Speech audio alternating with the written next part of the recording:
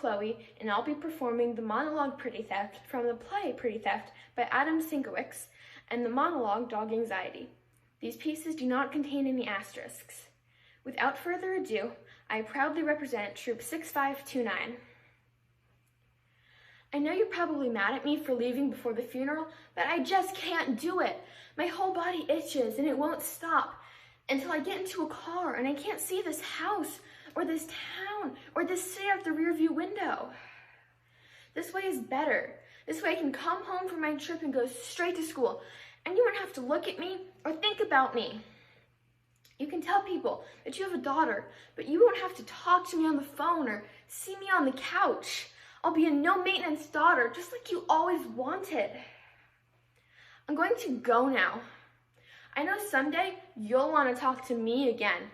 Maybe after I graduate and get a job and get married and buy a house and have my own daughter. And then you can talk to her, and then you can be her favorite. And then we can pretend that you were a really great mother. She won't know, and I don't have to tell her.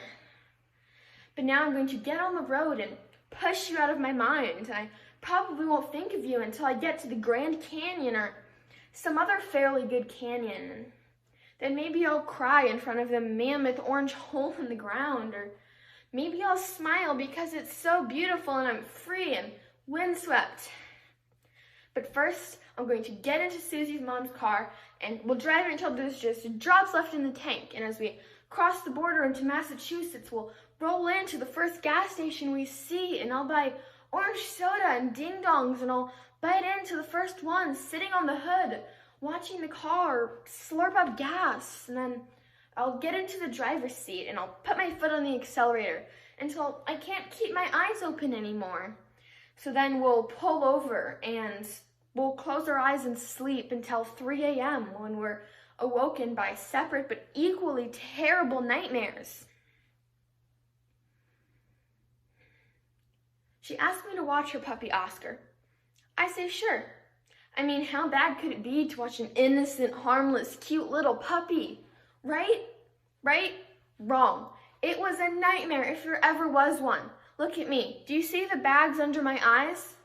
I look like I went 12 rounds with Muhammad Ali. I look horrible.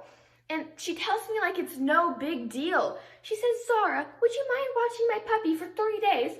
I said, sure, no problem. No problem. This dog has not stopped barking. His tiny, squeaky voice, roar, roar, roar, didn't stop barking the entire night.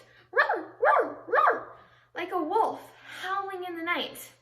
Kept me up. I tossed and turned some more. I felt like a 1980s breakdancer. Finally, it was time to go to work. I was actually excited to go to work for once in my life. Work was somehow a better option than staying home with roar, roar, roar. But guess what? As I step into my kitchen, I feel myself sliding all the way across the kitchen floor and landing flat dead on my back. I have bruises the size of boulders.